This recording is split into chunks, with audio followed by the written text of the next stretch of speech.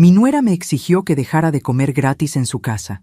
Soy Hortensia, enfermera jubilada del Centro de Salud en Barrio La Boca. Tengo 67 años y mucho que contar. Saqué un sobre de mi bolso. El silencio que siguió fue absoluto. Era una mañana clara de domingo.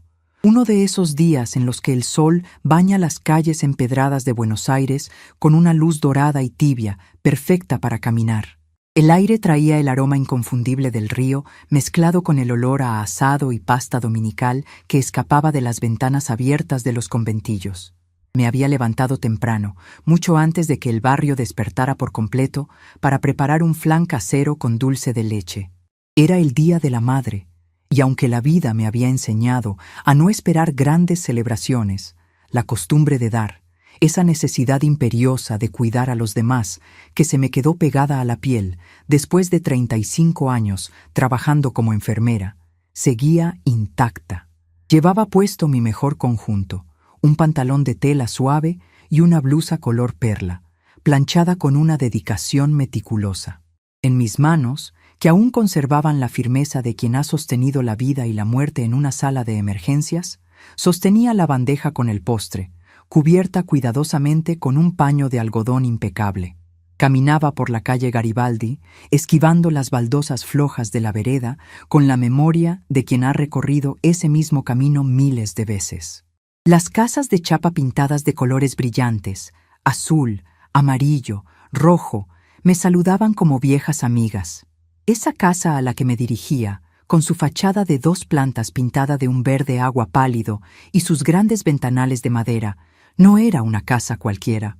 Era el lugar donde había criado a mi hijo, Mateo.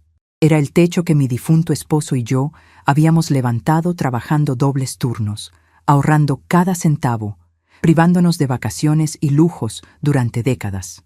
Cuando Mateo se casó con Valeria, hace ya 8 años, las cosas estaban difíciles para ellos. No tenían dónde caerse muertos. Recuerdo la tarde en que los invité a sentarse en la cocina. Les dije que podían quedarse en la casa por un tiempo, hasta que se acomodaran. Yo me mudé a un pequeño departamento de alquiler a unas 10 cuadras de allí, pensando que sería una solución temporal. El tiempo, sin embargo, tiene una forma cruel de estirar las promesas hasta volverlas irreconocibles. Llegué a la puerta de hierro forjado y toqué el timbre. El sonido metálico resonó en el interior, seguido por el eco de pasos apresurados y las risas infantiles de mis 2 nietos. La puerta se abrió y apareció Mateo. Su piel clara parecía más pálida de lo normal, y debajo de sus ojos se marcaban unas sombras oscuras que delataban cansancio o quizás resignación. Me regaló una sonrisa a medias, una de esas sonrisas que no llegan a los ojos. «Hola, mamá». «Feliz día», murmuró, dándome un beso rápido en la mejilla antes de tomar la bandeja de mis manos. «Pasá, recién estamos poniendo la mesa». Entré al pasillo, sintiendo el crujir de la madera bajo mis zapatos. La casa había cambiado mucho. Los muebles rústicos que yo había elegido con tanto cariño habían sido reemplazados por piezas modernas, frías, de cristal y metal. En el centro de la sala, Valeria estaba terminando de acomodar unas copas. Era una mujer de tez muy blanca, casi de porcelana, con rasgos afilados que siempre parecían estar evaluando lo que la rodeaba. Llevaba un vestido elegante y su cabello lacio caía perfectamente ordenado sobre sus hombros. Al verme, levantó la barbilla levemente, un gesto sutil que con los años había aprendido a traducir como una mezcla de tolerancia obligada y fastidio. «Hortensia, llegó temprano», dijo Valeria, con un tono de voz que pretendía ser amable, pero que carecía de cualquier calidez. «Pensé que Mateo la pasaría a buscar más tarde. Preferí caminar, Valeria». «El día está hermoso, y caminar me hace bien a las piernas», respondí, manteniendo mi voz baja y serena, una técnica que había perfeccionado en los pasillos del centro de salud para calmar a pacientes alterados. «Claro. Bueno, siéntese por ahí, que todavía falta para la comida». Me acomodé en uno de los sillones individuales cerca del gran ventanal que daba a la calle. Desde allí podía ver la dinámica de la familia. Mis nietos corrían por el patio trasero, ajenos a la tensión invisible que siempre parecía flotar en el aire cuando yo estaba presente. Mateo iba y venía de la cocina, llevando platos y cubiertos, con la cabeza gacha, como si quisiera evitar cruzar la mirada con cualquiera de nosotras dos. La comida transcurrió en una atmósfera cargada de comentarios sutiles.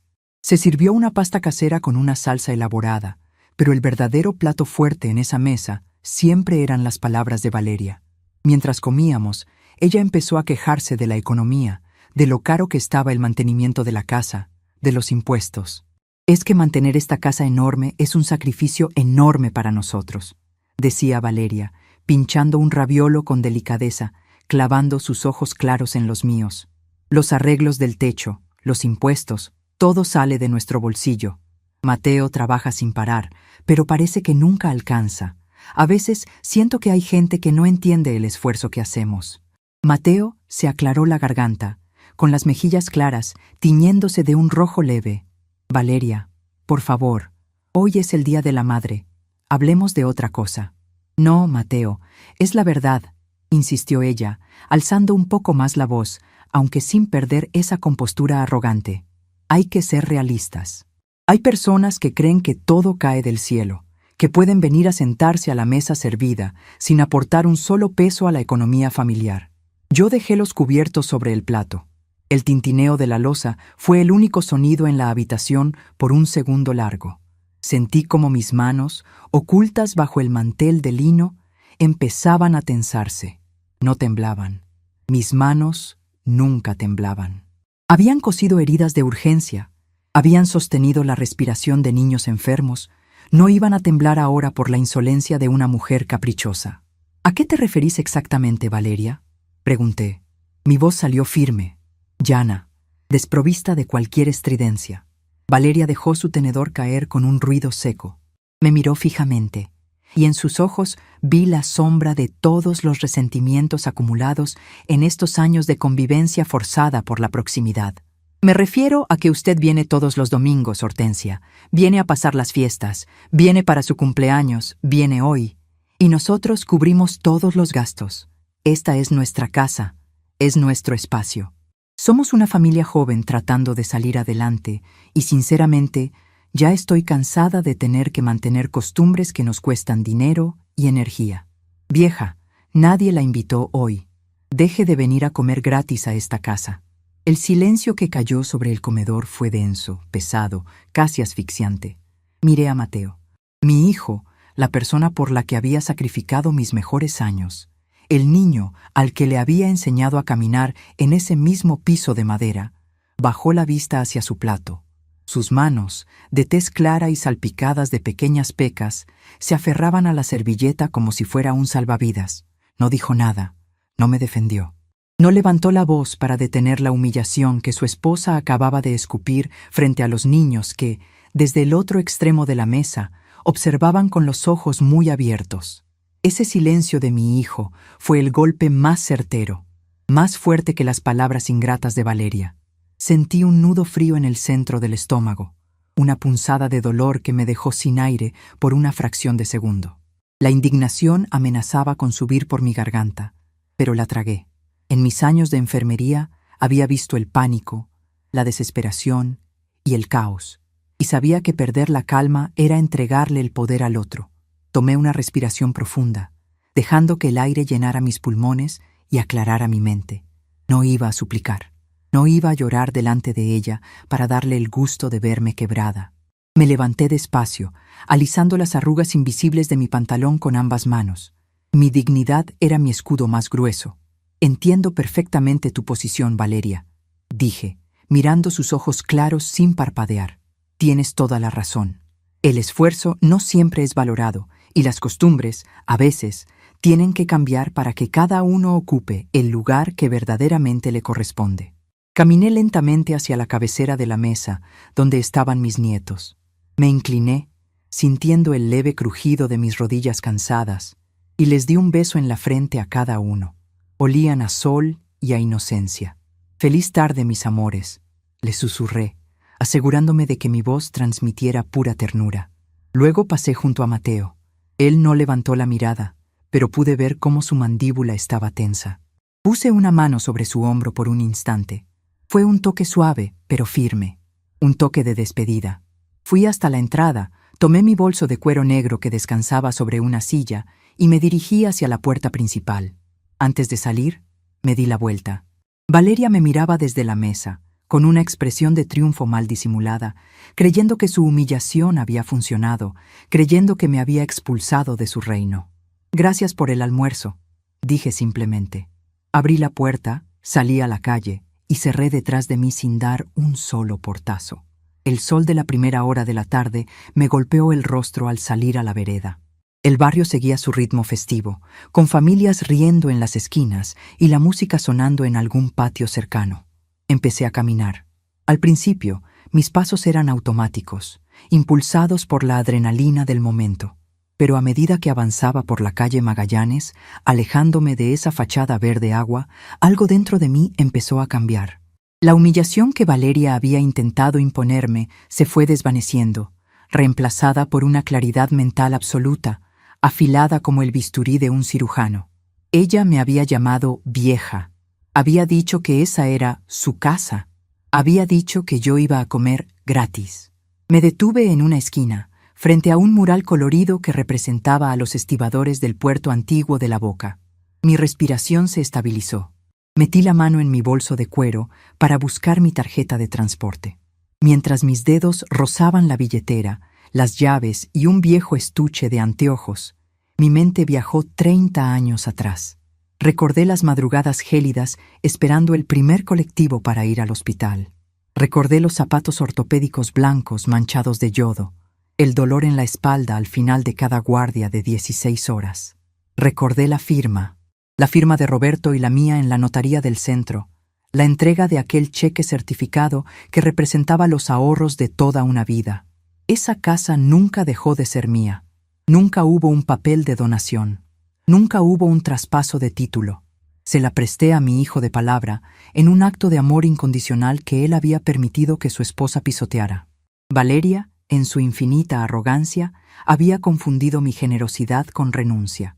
Había interpretado mi silencio prudente como debilidad senil. Sonreí.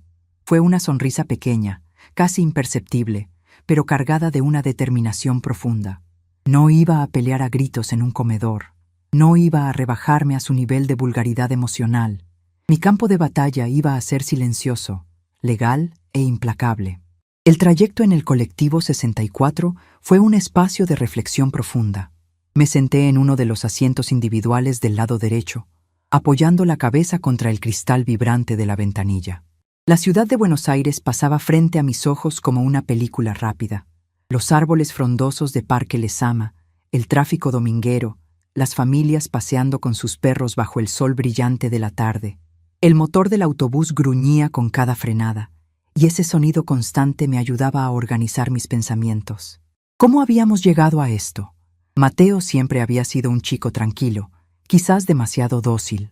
Su tez clara y sus maneras suaves lo hacían presa fácil de personalidades dominantes. Cuando conoció a Valeria, vi en ella a una mujer decidida, pero con los años, esa decisión se había revelado como puro egoísmo. Ella lo había aislado lentamente. Primero dejaron de venir a los cumpleaños familiares con la excusa del cansancio. Luego empezaron a criticar a los pocos amigos que Mateo conservaba de la infancia. Y finalmente, yo me había convertido en el último obstáculo para su control total. Yo era el recordatorio viviente de un pasado en el que Valeria no era la reina absoluta. El problema de las personas oportunistas es que terminan creyendo sus propias mentiras. Valeria había vivido tantos años bajo mi techo, cobijada por las paredes que mis manos ayudaron a pagar, que su mente había borrado el origen de su comodidad. Se sentía dueña legítima. Había decorado a su gusto. Había cambiado las cerraduras una vez cuando perdieron unas llaves. Y había asumido, con una lógica retorcida, que la vieja enfermera se marchitaría en silencio en su departamentito alquilado hasta desaparecer. Al bajar del colectivo cerca de la calle Brandsen, el aire cálido de la tarde me envolvió. Caminé las 3 cuadras que me separaban de mi actual vivienda. Era un edificio viejo, de esos que abundan en los límites de La Boca, con pasillos estrechos y paredes que alguna vez fueron blancas, pero que ahora ostentaban el tono grisáceo del tiempo y la humedad. Mi departamento estaba en el primer piso, al fondo, un monoambiente humilde, limpio y ordenado, donde apenas cabían mi cama, una mesa pequeña de fórmica, una cocina diminuta y un armario de madera antigua. Abrí la puerta y la tranquilidad del lugar me recibió. No había ruidos de niños ni quejas sobre el dinero, solo el tic-tac de un reloj de pared y la luz dorada que entraba por la única ventana, iluminando las motas de polvo que danzaban en el aire. Dejé mi bolso sobre la silla y caminé directamente hacia el armario. Abrí las puertas de madera oscura que crujieron ligeramente y me agaché. En el estante inferior, detrás de unas mantas gruesas de lana, había guardado un objeto que me acompañaba desde mis primeros años en el centro de salud. Era una caja metálica rectangular, de esas antiguas que los médicos usaban para esterilizar y guardar jeringas de vidrio en las décadas pasadas. El metal estaba opaco, con ligeras manchas de óxido en los bordes y en las bisagras, pero conservaba la solidez inquebrantable de las cosas hechas para durar. La tomé con ambas manos. Su peso frío y familiar me ancló de inmediato a la realidad. Me senté en el borde de mi cama, apoyé la caja sobre mi regazo y la abrí. El cierre emitió un chasquido agudo. Dentro no había instrumental médico. El interior, forrado con un fieltro verde descolorido, guardaba la verdadera anatomía de mi vida. Fotografías en blanco y negro de Roberto, mis medallas de reconocimiento por los años de servicio en la salud pública, algunas cartas y, en el fondo, envuelta en una bolsa plástica transparente para protegerla de la humedad porteña, una carpeta de cartón azul atada con 2 cintas elásticas. Desaté las cintas con movimientos pausados. Mis dedos, acostumbrados a la precisión de las vías intravenosas, retiraron los documentos uno por uno. Allí estaba mi acta de matrimonio, mi documento de identidad antiguo y, finalmente, un folio grueso de papel sellado, con letras elegantes y sellos notariales, la escritura de propiedad de la casa en la calle Garibaldi. Desdoblé el papel. El olor a tinta vieja y a archivo notarial subió a mi nariz. Pasé la yema del dedo índice sobre el relieve de los sellos. Leí las líneas que conocía de memoria, pero que necesitaba volver a ver con mis propios ojos en ese preciso instante. Inmueblecito en la calle Garibaldi, barrio de La Boca, ciudad autónoma de Buenos Aires, adquirido en su totalidad por la señora Hortensia, de estado civil, casada con Roberto, quienes figuran como únicos y legítimos propietarios. Y más abajo, el anexo de la sucesión tras la muerte de Roberto, donde yo figuraba como la propietaria absoluta del bien, reservando a Mateo solo la porción legítima hereditaria que la ley marcaba, pero manteniendo yo el usufructo y la titularidad principal y el derecho de disposición. En términos simples, claros y contundentes, la casa me pertenecía. Podía venderla, alquilarla o exigir su desalojo si así lo deseaba. Me quedé mirando el documento durante largo rato.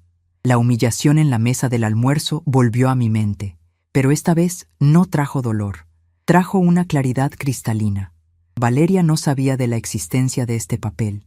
En su soberbia, nunca había indagado sobre la situación legal del inmueble, asumiendo quizás que, como madre abnegada, yo había puesto todo a nombre de mi hijo desde el principio.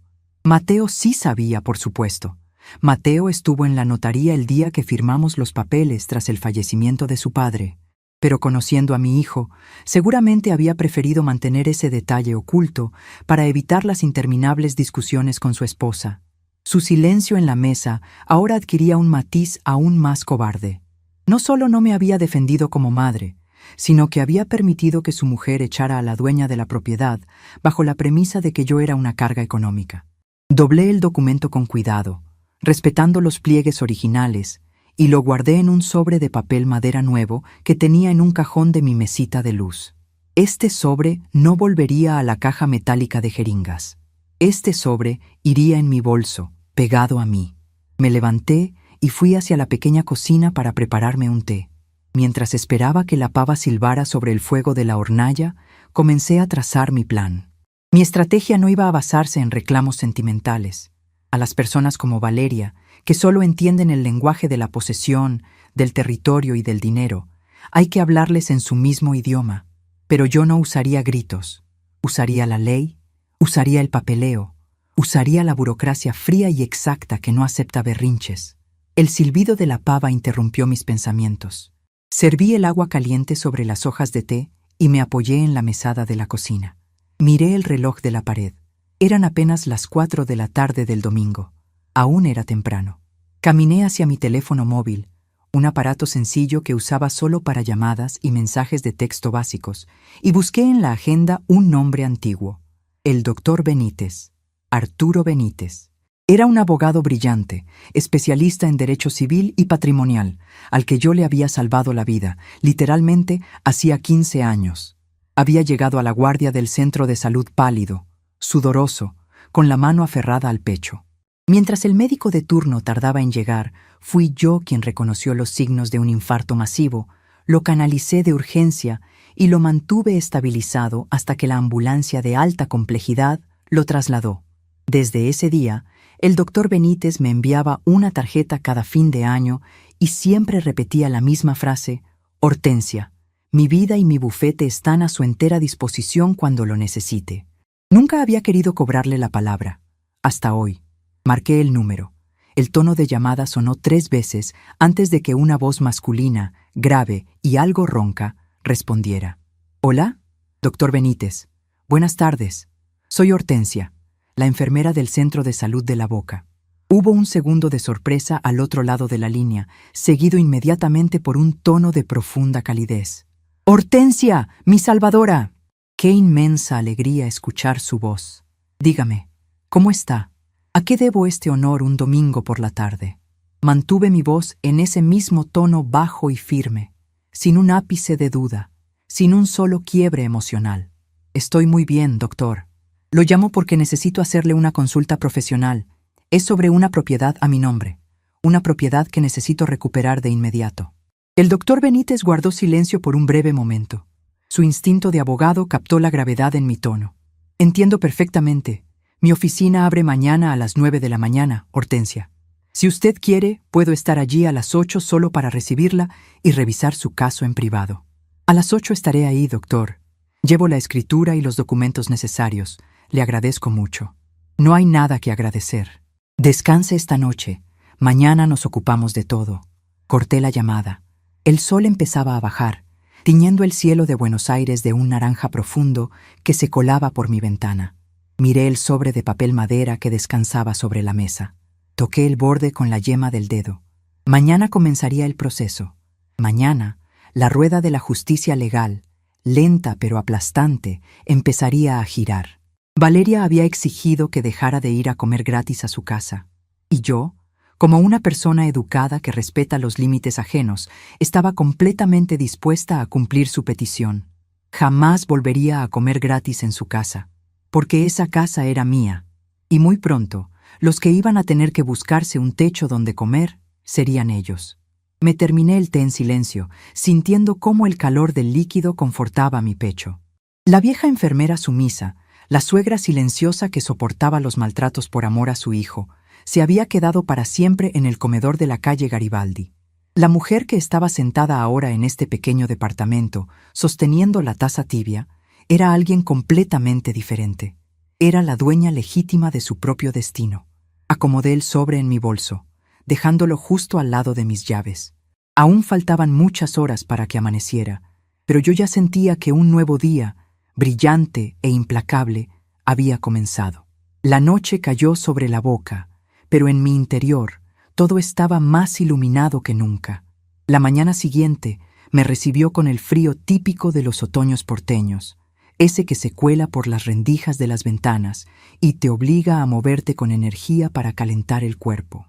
Me levanté a las 6 en punto, antes de que el sol asomara por completo. Mi rutina, durante los últimos 30 años, había estado dictada por los horarios implacables del hospital, y mi reloj biológico seguía funcionando con una precisión que ni la jubilación había logrado desajustar. Caminé descalza hasta la pequeña mesa de luz y tomé mi viejo reloj mecánico de bolsillo. Era una pieza de plata oxidada que había pertenecido al abuelo de Roberto. Todas las mañanas le daba cuerda. Me gustaba el sonido crujiente de la perilla girando bajo mis dedos, la resistencia del mecanismo apretándose, acumulando energía. Esa mañana, mientras le daba cuerda, sentí que yo misma era como ese reloj. Había estado en silencio, acumulando tensión, preparándome para el momento exacto en que mis manecillas empezarían a marcar un nuevo tiempo. Me preparé un café negro y abrí apenas la ventana de mi cocina. En la cornisa, como todos los días, me esperaba Tango, un gato callejero de pelaje anaranjado y ojos astutos que yo alimentaba desde que me mudé a este departamento. Le serví un puñado de alimento en su plato de cerámica astillada. Tango comió con la desesperación de quien conoce la calle, pero a la vez con la confianza de saber que yo no le fallaría. Lo acaricié con la punta de los dedos. Mis manos, que años atrás temblaban de cansancio después de reanimar pacientes, hoy estaban firmes, cálidas y seguras. Me vestí con meticulosidad. Elegí un traje sastre color gris plomo, una blusa blanca impecable y unos zapatos cerrados muy bien lustrados. No iba a presentarme en el despacho de uno de los mejores abogados de Buenos Aires, luciendo como la suegra derrotada que Valeria creía que yo era. Al mirarme en el espejo del pasillo, vi a una mujer de 67 años, de piel clara surcada por las arrugas del esfuerzo, de cabello blanco recogido en un rodete pulcro, y con una mirada que había recuperado el brillo del acero. Metí el sobre de papel madera en mi bolso de cuero junto a mis documentos personales y salí a la calle. El viaje hasta el barrio de Recoleta fue silencioso. El colectivo iba medio vacío a esa hora temprana. Bajé en la avenida Santa Fe y caminé las 2 cuadras hasta el edificio de estilo francés donde Arturo Benítez tenía su despacho. El portero de guardia, un hombre mayor de modales amables, me indicó que el doctor ya me estaba esperando en el 4º piso. Las puertas del ascensor se abrieron frente a una recepción revestida en madera de roble y sillones de cuero oscuro. Arturo Benítez salió de su oficina privada antes de que yo pudiera anunciarme. Era un hombre alto, de tez muy blanca, cabello completamente plateado y una elegancia natural que imponía respeto. Al verme, sus ojos claros se llenaron de una emoción genuina. Se acercó con pasos rápidos y me tomó ambas manos. «Hortensia, mi querida Hortensia», dijo con la voz ronca de emoción. «Los años no pasan para usted. Sigue teniendo esa misma mirada que me devolvió la vida en aquella camilla de urgencias. Buenos días, doctor Benítez. Usted también se ve muy saludable. Me alegra comprobar que siguió mis consejos sobre el estrés y la dieta». Él soltó una carcajada suave y me invitó a pasar a su despacho privado. Era una oficina inmensa, con ventanales que dejaban entrar la luz diáfana de la mañana. Me ofreció asiento frente a su escritorio de caoba y se sentó frente a mí, cruzando las manos sobre la mesa. Su sonrisa afectuosa dio paso a una expresión profesional y atenta. Me dijo por teléfono que necesitaba recuperar una propiedad. «Cuénteme todo, desde el principio. Conozco los secretos de medio país, Hortensia, así que aquí puede hablar con total libertad». Respiré profundo y con la misma claridad con la que solía dar los partes médicos a los cirujanos de guardia, le relaté la situación.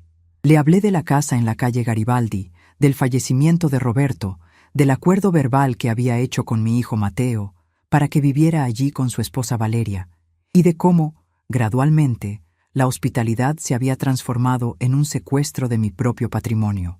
No derramé una sola lágrima, no hubo temblor en mi voz. Le describí el almuerzo del domingo, la humillación pública, la exigencia de Valeria de que dejara de ir a comer de mi propia mesa, y el silencio cómplice y cobarde de mi hijo. Mientras yo hablaba, el rostro del doctor Benítez se iba tensando. Su instinto de abogado, afilado por décadas de litigios civiles, detectaba cada detalle legal de mi relato, pero su lado humano no podía ocultar la indignación. Cuando terminé de hablar, abrí mi bolso, saqué el sobre de papel madera y deslicé la escritura notarial original sobre su escritorio. Arturo tomó sus anteojos de lectura, desdobló el documento y comenzó a revisar cada párrafo, cada sello, cada firma. El silencio en la oficina solo era interrumpido por el leve sonido del papel grueso al ser manipulado. Finalmente, se quitó los anteojos y me miró fijamente. «Hortensia, legalmente esto es una obra de arte a su favor», dijo, apoyando un dedo sobre la última página. «La sucesión fue hecha de manera impecable. Usted no solo tiene el usufructo vitalicio, que ya de por sí le otorgaría el derecho de expulsarlos de inmediato, sino que tras la liquidación de la sociedad conyugal y los acuerdos posteriores, usted retuvo la titularidad absoluta del dominio, compensando la legítima de su hijo con otros bienes y ahorros en su momento. Esta casa es 100% suya. Mateo y Valeria no son más que ocupantes precarios. Técnicamente, son intrusos con su permiso tácito, y ese permiso se puede revocar hoy mismo. No quiero tener que usar a la policía, doctor. No quiero escándalos en el barrio. Solo quiero que entiendan, con la ley en la mano, que el tiempo de la prepotencia se terminó. Tienen que salir de mi casa. Arturo asintió lentamente, con una pequeña sonrisa asomando en la comisura de sus labios. No necesitaremos patrullas, se lo aseguro. A las personas que viven de las apariencias y del orgullo, los golpes de la justicia silenciosa son los que más les duelen. Lo que haremos será redactar de inmediato una notificación notarial, una intimación de desalojo por cese de comodato precario. Les daremos un plazo legal estándar de 30 días corridos para que vacíen la propiedad y entreguen las llaves. Si no cumplen, iniciaremos el juicio de desalojo y le aseguro que cualquier juez fallará a nuestro favor en tiempo récord basándose en esta documentación. Perfecto, dije, sintiendo cómo un enorme peso desaparecía de mi espalda. ¿Cuándo podemos enviar esa notificación? Hoy mismo. La redactaré ahora y mi asistente la llevará al correo para enviarla por carta documento. Pero le propongo algo mejor, Hortensia. Usted me salvó la vida. Déjeme disfrutar de este caso. Redactaremos el documento legal, yo lo firmaré como su representante jurídico y se lo entregaré en sus propias manos. Usted decidirá cuándo y cómo presentárselo a su nuera. Quiero que tenga el placer de verle la cara cuando descubra a quién le pertenece el techo que pisa. Acepté la propuesta. Mientras Arturo redactaba el documento en su computadora, me pidió que lo acompañara a la escribanía de confianza que estaba a la vuelta de su oficina para certificar unas firmas y otorgarle un poder especial de representación patrimonial. El proceso llevó apenas un par de horas. Las calles del centro porteño ya estaban llenas de gente. El ruido de los motores y las bocinas contrastaba con la paz absoluta que yo sentía en mi interior. Al volver al despacho, Arturo me entregó una carpeta plastificada de color negro. Adentro, impreso en papel membretado de su prestigioso bufete, estaba el requerimiento formal. Sus términos eran gélidos, directos e inquebrantables. Exigía la restitución inmediata del inmueble a su legítima propietaria bajo apercibimiento de iniciar acciones legales por retención indebida, sumado al cobro de alquileres retroactivos por los años de ocupación. Esto es un misil directo a su orgullo. Hortensia, me dijo Arturo, acompañándome hasta la puerta del ascensor. No tienen escapatoria. Ningún abogado en su sano juicio aceptaría defenderlos contra este título de propiedad. Y si intentan algo, mi teléfono está encendido las 24 horas. Me despedí de él con un apretón de manos agradecido. Pero mi día recién comenzaba. Salí del edificio y tomé un taxi hacia la sucursal del Banco de la Nación, ubicada en el centro. Mi estrategia no estaría completa si dejaba cabos sueltos. Y Valeria siempre había sido especialista en husmear en asuntos financieros. Al entrar a la sucursal, el aire acondicionado y el silencio sepulcral del banco me recibieron. Me dirigí a la plataforma comercial. Me atendió un joven empleado de piel blanca y anteojos de marco grueso, muy diligente. Le presenté mi documento de identidad y le pedí un estado de cuenta general de todos mis productos financieros. Mientras el joven tipeaba en su teclado, la pantalla reflejaba la información de la cuenta donde depositaban mi jubilación mes a mes y donde también descansaban los pequeños ahorros que había logrado juntar. Señora Hortensia, veo que usted tiene una cuenta sueldo y una extensión de su tarjeta de crédito principal a nombre de Mateo, me informó el empleado señalando el monitor. Lo sabía. Años atrás, cuando Mateo se quedó sin empleo por unos meses, le había sacado una extensión de mi tarjeta para que pudiera comprar en el supermercado si surgía una emergencia. Nunca la cancelé. Y aunque Mateo rara vez la usaba, yo sabía que Valeria tenía esa tarjeta guardada en su billetera, como una especie de trofeo o salvavidas que consideraba suyo por derecho divino. Quiero cancelar esa tarjeta de extensión inmediatamente. Ordené, con voz pausada pero firme. Por pérdida. Y quiero que bloqueen cualquier intento de reposición que no sea solicitado en persona por mí. Además, necesito transferir todos mis ahorros a una cuenta nueva, que requiera mi firma presencial para cualquier movimiento mayor a 10,000 pesos. Nadie más que yo puede tener acceso a esa información. El empleado procesó mis solicitudes sin hacer preguntas. Firmé 3 formularios diferentes, destruí el plástico viejo frente a él y salí del banco con un comprobante que garantizaba mi independencia financiera absoluta. Ahora sí, el cerco estaba completamente cerrado. Justo cuando salía por las puertas giratorias del banco y el ruido ensordecedor de la avenida Corrientes me envolvía, mi teléfono móvil comenzó a vibrar en el bolsillo de mi saco. Me detuve cerca de un kiosco de revistas y miré la pantalla. Era Mateo. Dejé que sonara 2 veces antes de contestar. «Hola», dije, manteniendo mi tono neutral. «Mamá, por fin atiendes». La voz de Mateo sonaba cansada, con ese tono condescendiente que había adoptado desde que vivía bajo las directivas de Valeria. «Te llamé ayer a la noche y no respondiste». «Estaba descansando, Mateo». «¿Qué necesitas?». Escuché un suspiro al otro lado de la línea. Me imaginé perfectamente la escena. Mateo encerrado en el baño o en el lavadero, llamándome a escondidas para no irritar a su esposa. «Mira, mamá, Valeria me pidió que te llamara. Ella está dispuesta a olvidar el incidente del domingo. Entiende que a tu edad las personas se ponen un poco susceptibles, ya sabes, un poco obstinadas con el tema de la comida y la atención. Me dijo que si vienes mañana jueves por la tarde a tomar el té y pedirle una disculpa por haberte levantado de la mesa de esa forma, puedes venir a almorzar el próximo domingo como siempre. No quiere que el tema de tu senilidad arruine a la familia». Una risa seca quiso escapar de mi garganta, pero la contuve, transformándola en una sonrisa fría frente a la multitud anónima que pasaba por la vereda. La audacia de esa mujer no tenía límites. Me estaba diagnosticando senilidad para justificar su propia mala educación, y mi hijo, el niño al que yo le había enseñado a caminar y a decir la verdad, repetía su discurso como un muñeco de ventrílocuo. Pensaban que mi retiro silencioso había sido una rendición. Creían que la vieja enfermera estaba llorando en su cuarto oscuro, desesperada por una migaja de su compañía. «Qué generosa es Valeria», respondí, pronunciando cada sílaba con una claridad cortante.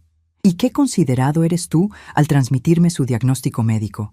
Dile a tu esposa que agradezco su invitación para el jueves por la tarde.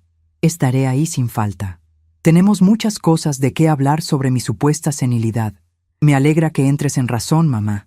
Nos vemos el jueves entonces. Valeria va a preparar esa torta de manzanas que te gusta para suavizar las cosas. Hasta el jueves, Mateo». Corté la llamada.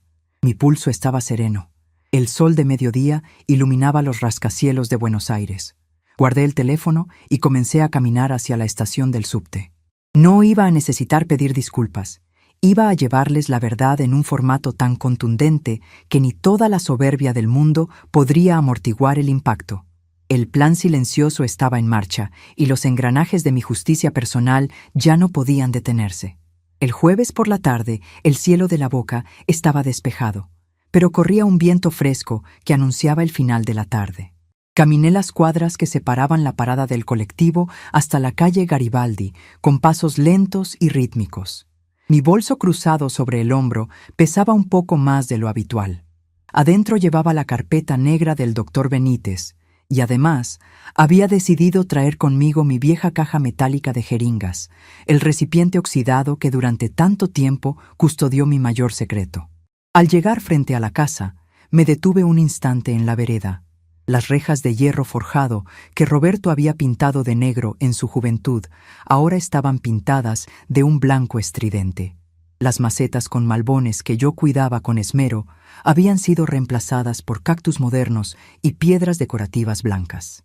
Valeria había borrado mi huella en el exterior, convencida de que su presencia era la única que importaba. En lugar de usar mi copia de la llave, toqué el timbre. Quería que me recibieran como a la visita que ellos creían que yo era.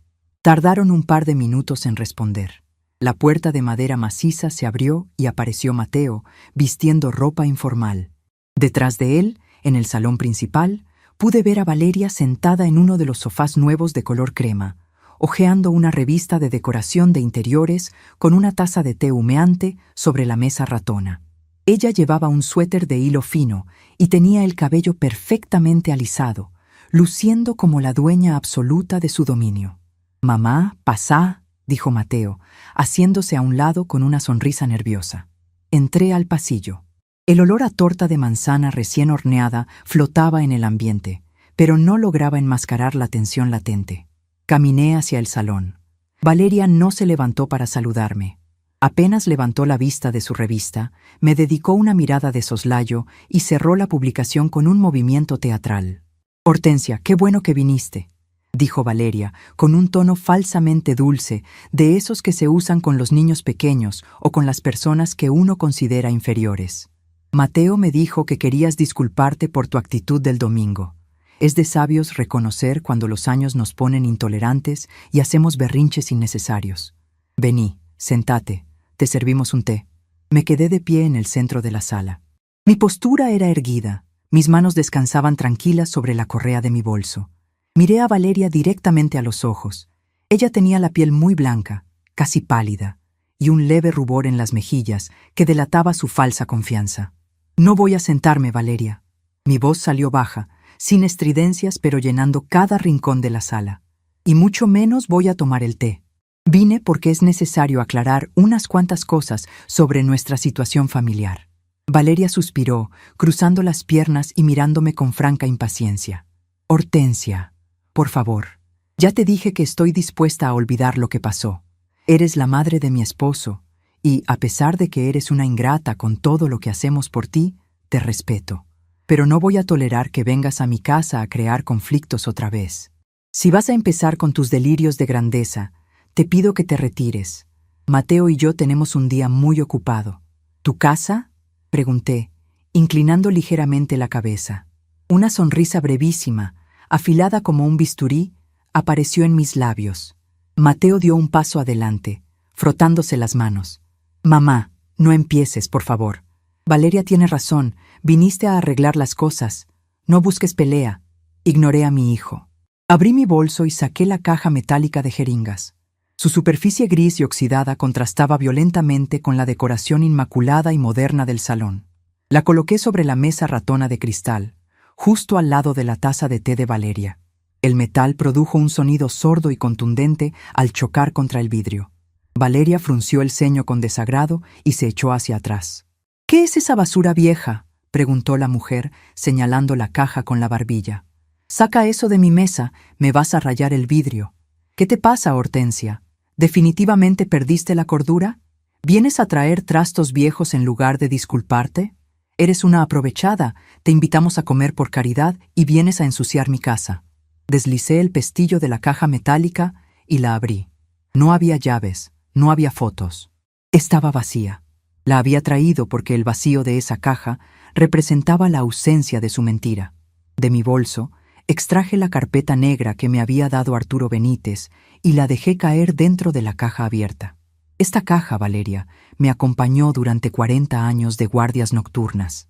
Guardias en las que limpié sangre, cosí heridas y no dormí para poder pagar los ladrillos de las paredes que ahora te rodean, dije, manteniendo mi mirada fija en ella. Pero lo más importante no es la caja, es lo que vas a encontrar en esa carpeta. Valeria me miró con desdén, pero la curiosidad fue más fuerte. Alargó su mano con las uñas perfectamente pintadas, sacó la carpeta de la caja y la abrió. Sus ojos recorrieron rápidamente el membrete del bufete de abogados.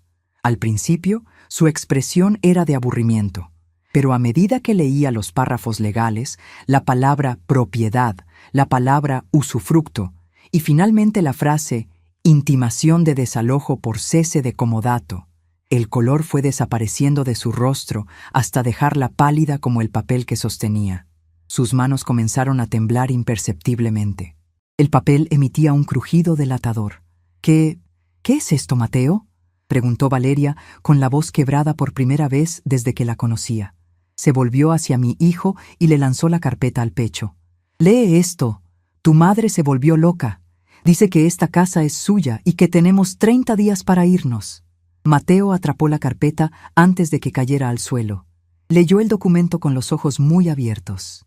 Tragó saliva y me miró con una mezcla de terror y reproche. «Mamá, ¿qué hiciste?», murmuró mi hijo, dando un paso hacia atrás como si yo me hubiera convertido en un monstruo. Nosotros somos tu familia. Vos nos dejaste esta casa. Vos misma dijiste que era para nosotros cuando nos casamos. Yo les presté esta casa de palabra, Mateo, respondí, mi voz sonando como un martillo judicial en el silencio de la sala. Te la presté por amor, pero el amor no es un título de propiedad, y mucho menos cuando ese amor es respondido con humillación. El domingo pasado, tu esposa tuvo la osadía de decir que yo venía a comer gratis. Tu esposa se sintió con el derecho de echar a la dueña de la casa, y tú, en tu cobardía infinita, la dejaste hacerlo. Valeria se puso de pie de un salto. El pánico en sus ojos rápidamente intentó transformarse en ira defensiva. «Esto es una estafa», gritó, olvidando por completo sus modales refinados. Caminó de un lado a otro frente al sofá, agitada. «Nosotros hemos invertido en esta propiedad. Cambiamos los pisos, pintamos las rejas, compramos muebles nuevos. Tú no puedes venir ahora con un papel viejo a decirnos que nos vayamos. Eres una sinvergüenza, una suegra resentida y egoísta que no soporta vernos felices». La miré sin pestañear. Su desesperación era un espectáculo que yo observaba con la misma frialdad con la que solía mirar un monitor de signos vitales. «Tus muebles te los puedes llevar, Valeria», le contesté con calma absoluta. «Los pisos que cambiaste sin pedirme permiso los consideraré como el pago del alquiler por todos los años que viviste aquí sin poner un solo centavo para el impuesto inmobiliario que yo seguí pagando religiosamente. Tienen 30 días corridos. La fecha exacta está en el sello del notario. Ni un día más». Valeria se llevó ambas manos a la cabeza. Su respiración se volvió errática. Se giró bruscamente hacia Mateo, agarrándolo del brazo con fuerza. «Haz algo, Mateo. Dile que no puede hacernos esto», le exigió, sacudiéndolo. «No nos podemos ir ahora. No ahora». Mateo parecía encogido, un niño asustado en el cuerpo de un hombre de 40 años. «Mamá, por favor, hablemos esto con calma. No hay necesidad de llegar a los abogados. Podemos llegar a un arreglo. Valeria está muy estresada últimamente, no quiso decir lo que dijo el domingo». «Ya no hay nada que hablar, hijo», dije, sintiendo una punzada de tristeza por su debilidad, pero sabiendo que retroceder sería mi condena. El tiempo de las charlas se terminó cuando me pidieron que no volviera a mi propia mesa. La ley es clara. El doctor Benítez los espera en su oficina si tienen alguna duda. Y les aconsejo que no intenten destrozar nada antes de irse, porque hay fotografías notariadas del estado de la propiedad. Me di media vuelta, dispuesta a caminar hacia la puerta de salida. Había dicho todo lo que necesitaba decir. La justicia estaba servida y el mensaje había sido entregado. Sin embargo, antes de que pudiera dar el tercer paso por el pasillo, la voz de Valeria me detuvo. Ya no sonaba arrogante ni defensiva, sonaba completamente histérica. «No podemos irnos», chilló Valeria, aferrándose al marco de la puerta del salón. «Hortensia, escúchame. No lo entiendes. Yo ya firmé un contrato». Me detuve despacio y me giré sobre mis talones. Valeria estaba hiperventilando. Mateo la miraba sin comprender nada. «¿Qué contrato, Valeria?», preguntó Mateo confundido. Ella ignoró a su esposo y me miró directamente a mí, con los ojos llenos de lágrimas de frustración pura. «El contrato con los arquitectos», soltó de golpe, tropezando con sus propias palabras. «Iba a construir un segundo piso. Iba a abrir un salón de estética arriba. Ya pagué el anticipo con todos mis ahorros. Todos, y el banco me iba a dar el resto del dinero esta semana para pagar los materiales. Puse la casa como respaldo de mi proyecto. Si nos echas, pierdo todo mi dinero y quedo en la ruina absoluta». Mateo abrió la boca, escandalizado. Su esposa había estado planeando hipotecar su futuro a sus espaldas, usando una propiedad que ni siquiera les pertenecía. Pero la sorpresa de mi hijo no era nada comparada con lo que yo estaba a punto de revelarles. Caminé lentamente de regreso hacia ellos. Mi rostro estaba tan sereno que Valeria parecía asustarse más con cada uno de mis pasos. Me detuve a 1 metro de ella. Podía ver cómo le temblaba la mandíbula. «Eso es muy interesante, Valeria», murmuré, con un tono casi compasivo que escondía el golpe final. «Porque da la casualidad de que ayer por la mañana, después de ver a mi abogado, pasé por la sucursal del Banco de la Nación para ordenar mis finanzas. Y tuve una charla muy reveladora con el señor Costa, el gerente comercial. Valeria se paralizó. Dejó de respirar por un instante. El señor Costa estaba muy confundido. Continué, midiendo cada palabra. Me preguntó si yo estaba de acuerdo con la solicitud de crédito comercial a nombre de Valeria Montenegro, donde se ofrecía mi casa como garantía principal mediante una supuesta carta de donación en proceso. Mateo se llevó las manos al rostro. Valeria cerró los ojos, derrotada. El gerente del banco no solo rechazó tu solicitud de inmediato cuando le demostré que el título era completamente mío, dije, bajando el tono de voz para que mis palabras fueran más punzantes. Me entregó la copia del expediente donde intentaste falsificar mi firma en una autorización provisoria. El silencio que siguió a mi declaración fue absoluto, tan denso que parecía pesar toneladas. Valeria se derrumbó sobre el sofá, tapándose la cara con las manos, su maquillaje deshecho, su orgullo hecho polvo. Y Valeria, añadí, dando la vuelta para marcharme definitivamente.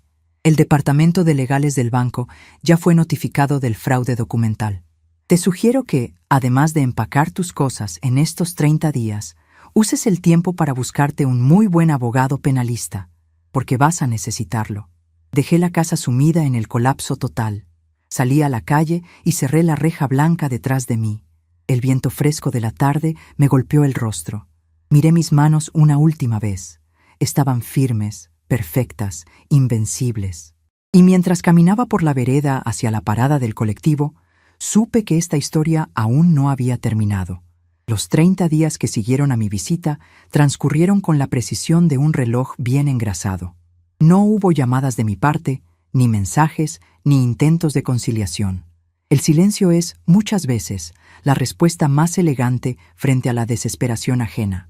Arturo Benítez, mi abogado, se encargó de recibir las frenéticas llamadas de Mateo y los intentos fallidos de los abogados de oficio que Valeria contrató en su afán por salvar lo insalvable.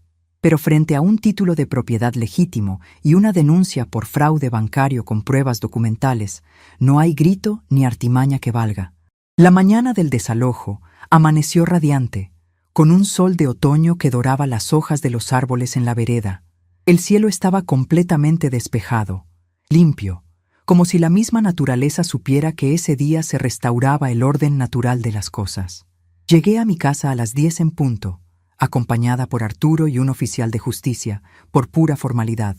No hizo falta forzar cerraduras. En el buzón del correo, envueltas en un sobre de papel madera, me esperaban mis llaves originales. Al abrir la puerta de madera maciza y cruzar el umbral, me recibió un eco vacío. La casa estaba desprovista de los muebles nuevos, de la mesa ratona de cristal y de los adornos minimalistas que Valeria había comprado para borrar mi historia. Se habían llevado todo, incluso las cortinas, dejando los ventanales desnudos por donde entraba una luz brillante y purificadora.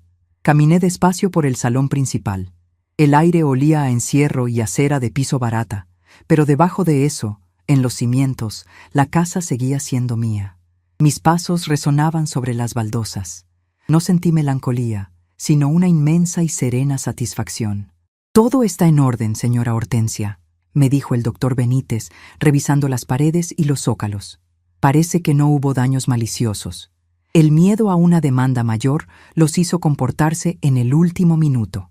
«El miedo es un maestro muy eficiente, Arturo», respondí, con una sonrisa tranquila, cruzando las manos frente a mí. «Le agradezco profundamente su trabajo. Hoy, esta casa vuelve a respirar». Esa misma tarde, mientras limpiaba los rincones y abría todas las ventanas de par en par para que el viento cálido se llevara cualquier rastro de la amargura pasada, recibí la única visita que esperaba. Mateo apareció en la puerta, cabizbajo, con las manos metidas en los bolsillos de su chaqueta de lana. Su piel, habitualmente clara, lucía pálida y ojerosa. Parecía haber envejecido 10 años en un solo mes. Le hice un gesto con la mano para que pasara, señalando una de las 2 sillas plegables que yo había traído temporalmente de mi pequeño departamento. «Mamá», comenzó a decir con la voz apagada, sin atreverse a mirarme a los ojos. «Vengo a dejarte el último recibo de la luz pagado. Y a ver cómo estabas». Me senté frente a él. Mis manos, firmes y serenas, descansaron sobre mis rodillas. Lo observé con la claridad que solo da la distancia emocional. Estoy exactamente donde debo estar, Mateo. Le contesté en un tono bajo y firme. En mi hogar. Mi hijo tragó saliva y asintió lentamente. Durante los siguientes 20 minutos, me relató el derrumbe de su espejismo.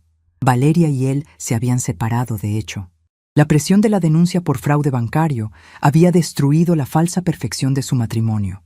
Valeria estaba enfrentando un proceso legal que le costaría todos sus ahorros y la obligaría a pagar multas exorbitantes para no pisar un juzgado penal. Mateo, por su parte, había alquilado una habitación en una pensión del centro, sin dinero y sin el estatus que tanto se había esforzado por aparentar. «Fui un tonto, mamá», murmuró, finalmente levantando la vista. Tenía los ojos húmedos. «Dejé que te humillara. Dejé que te echara de tu propia mesa porque yo no quería discutir, porque quería que ella estuviera feliz. Me olvidé de todo lo que hiciste por nosotros. Te pido perdón». Lo miré en silencio. El amor de madre no desaparece, no se evapora, pero la confianza es un cristal que, una vez roto, no vuelve a reflejar la luz de la misma manera. «Te perdono, Mateo», dije, sintiendo cada una de mis palabras.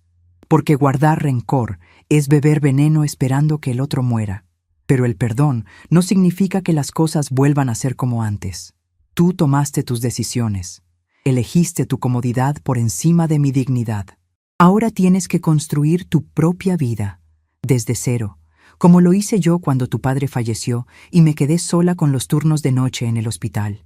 Mateo asintió, comprendiendo que mi puerta estaba abierta para el saludo, pero que mi casa ya no sería su refugio incondicional. Se despidió con un abrazo tímido y cruzó la reja blanca que pronto dejaría de serlo. Los meses siguientes fueron de una transformación luminosa. No me conformé con recuperar mi espacio. Decidí devolverle su alma. Con la ayuda de un pintor del barrio, las rejas frontales volvieron a lucir ese negro sobrio y elegante que Roberto había elegido tantos años atrás. Arranqué los cactus modernos y las piedras decorativas blancas que Valeria había puesto, y con mis propias manos, hundiendo los dedos en la tierra negra y húmeda, volví a plantar malbones, geranios y rosales. Cada planta nueva era una victoria silenciosa, una afirmación de que mis raíces eran más profundas que cualquier intento de sacarme de mi propio suelo. La casa se llenó de luz, pero esta vez no era una luz estéril, sino cálida y viva. Empecé a recuperar mis muebles antiguos, aquellos que había guardado en el depósito, y los ubiqué en sus lugares de siempre. Pero el cambio más grande no ocurrió en las paredes, sino en el propósito de esos espacios. Me di cuenta de que una casa tan grande no debía ser un museo de la soledad. Mi experiencia, mis 40 años de enfermería, mis horas de calmar el dolor ajeno, no podían quedarse guardadas en un cajón. Decidí abrir las puertas de mi salón. Hablé con la junta vecinal y, en cuestión de semanas, mi casa se convirtió en el centro de encuentro para las mujeres del barrio y los jóvenes estudiantes de la zona. Comencé a dar talleres gratuitos de primeros auxilios, cuidados para adultos mayores y orientación básica en salud. Todos los martes y jueves por la tarde, mi comedor se llenaba de voces, de risas y del aroma inconfundible a mate dulce y pan casero recién horneado. El ambiente era bullicioso, vibrante. Las mujeres llegaban con sus cuadernos. Anotaban mis consejos sobre cómo tomar la presión arterial, cómo limpiar una herida correctamente o cómo rotar a un paciente en cama. Yo me paraba frente a ellas, con mi delantal impecable, sintiendo que la energía de mis años de juventud regresaba a mi cuerpo con cada explicación. Ya no era la suegra arrinconada en la cabecera de una mesa ajena. Era Hortensia, la enfermera, la maestra, la dueña de su destino. Una tarde de jueves, particularmente soleada y cálida, el taller se había extendido más de lo habitual. La mayoría de las vecinas ya se habían retirado, pero una joven se quedó rezagada ayudándome a ordenar las sillas y a lavar los vasos de vidrio. Se llamaba Clara. Era una muchacha de unos 20 años, de tez muy blanca, pecas tenues en la nariz y unos ojos grandes y atentos que me recordaban mucho a mí misma cuando recién comenzaba mis prácticas en el viejo hospital provincial. Clara estudiaba enfermería y solía quedarse conversando conmigo sobre la profesión. Mientras secaba un vaso con un repasador de algodón, Clara me miró con cierta duda, como si estuviera sopesando si hacer una pregunta o callar. «Doña Hortensia», dijo por fin, apoyando el vaso sobre la mesada de la cocina. «Quería agradecerle por las clases. En la facultad nos enseñan mucha teoría. Nos hacen leer manuales enormes, pero nadie nos enseña cómo hablarle a un paciente que tiene miedo. Usted tiene una paciencia infinita y siempre está tan entera». Sonreí levemente, tomando el vaso de sus manos para guardarlo en la alacena. «La entereza no viene en los libros, Clara», le respondí con voz pausada. «La entereza se forja cuando la vida te obliga a decidir si te quedas en el suelo después de un empujón, o si te levantas, te sacudes el polvo y sigues caminando». Clara asintió, secándose las manos en su delantal. Dudó un segundo más antes de soltar lo que realmente rondaba por su cabeza. «Sabe, ayer fui a comprar unos repuestos para mi carpeta en la librería grande que está cerca de la estación de trenes, la que tiene anexado un local de fotocopias muy pequeño y oscuro». Me detuve, prestándole toda mi atención sin dejar de lucir relajada. La estación de trenes quedaba a unas 20 cuadras de mi barrio, en una zona bastante comercial y agitada. «¿Y qué pasó en la librería, mija?», pregunté, apoyando mis manos sobre la mesada. «Vi a su nuera, a Valeria», dijo Clara, bajando la voz como si estuviera revelando un secreto de estado. «Bueno, a su exnuera. La reconocí porque una vez la vi en el supermercado hace años, cuando ella andaba en ese auto importado y usaba esos tapados de diseñador. No moví un solo músculo de mi rostro. Mantuve mi expresión de total neutralidad, esperando que la joven continuara. Estaba detrás del mostrador de las fotocopias», prosiguió Clara, gesticulando un poco con las manos. Llevaba un delantal azul, de esos que dan en los empleos de mostrador. Estaba organizando paquetes de hojas y atendiendo a los estudiantes que venían a imprimir apuntes. Se la veía muy cansada. Las uñas las tenía cortas, sin pintar, y el pelo recogido de cualquier forma. Una señora se quejó porque la fotocopia salió manchada, y Valeria simplemente bajó la cabeza, pidió disculpas y volvió a imprimir la hoja sin decir una sola palabra. Me impresionó mucho el cambio. Parecía otra persona, completamente apagada. Escuché el relato de Clara con una calma absoluta. No sentí alegría por la desgracia ajena, ni regocijo vengativo. Solo sentí el peso inevitable de la justicia. Valeria había intentado volar alto con alas robadas, pisoteando a quienes consideraba inferiores para construir su imperio de apariencias. Ahora estaba obligada a trabajar horas interminables en un empleo modesto, gastando cada peso ganado en pagar a los abogados y al banco para evitar la cárcel. Había perdido su estatus, su matrimonio y, sobre todo, su soberbia. El mostrador de fotocopias era su nueva escuela, una donde la vida le estaba enseñando a la fuerza la humildad que nunca quiso aprender por las buenas. Las personas que construyen su valor sobre la humillación de los demás, Clara, tarde o temprano, descubren que su castillo no tiene cimientos. Dije finalmente, caminando hacia la mesa de la cocina para recoger mi cuaderno de apuntes.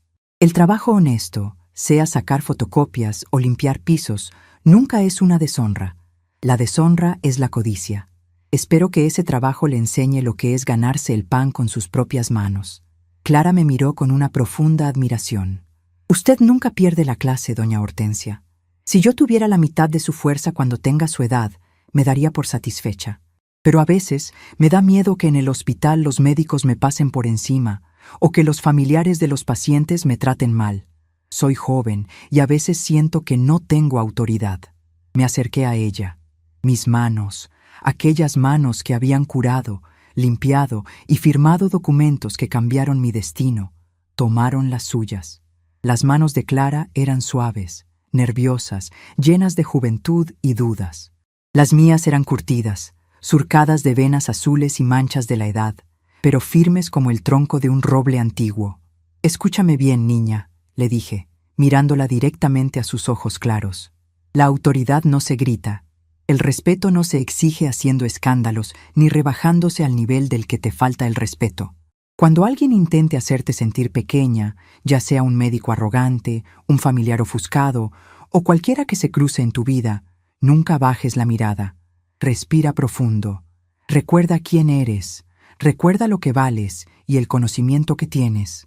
Responde con voz baja, clara y firme. El que tiene la verdad de su lado no necesita levantar la voz.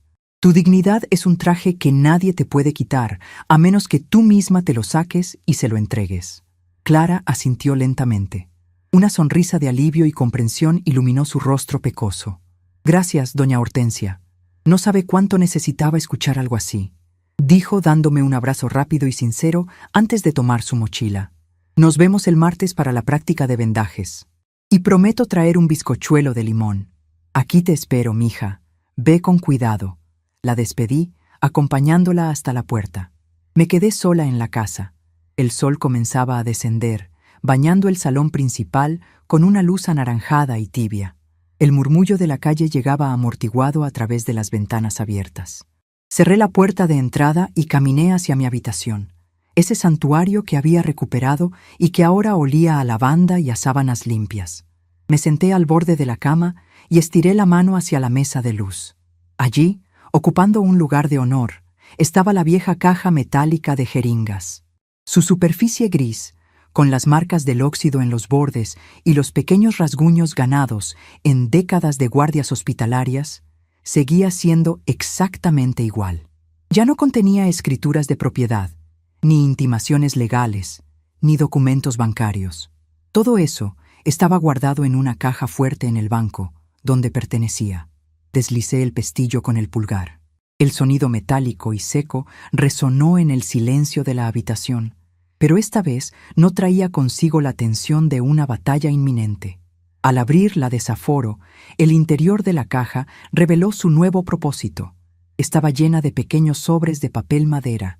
Eran semillas. Semillas de malbones, de lavanda, de ruda y de albahaca. Semillas que había estado recolectando y secando para repartir entre las mujeres del taller en la próxima primavera. Tomé uno de los sobres entre mis dedos. Esa caja, que durante tanto tiempo fue el receptáculo de mi herramienta de trabajo para salvar vidas en un hospital, luego el escudo que protegió mi patrimonio, ahora era un cofre que guardaba vida nueva. Había cerrado un círculo perfecto. La caja metálica era el testigo mudo de que nada se pierde por completo si uno tiene el valor de reclamar lo que le pertenece. Me levanté de la cama, llevando la caja conmigo hacia la ventana de la habitación que daba al jardín trasero.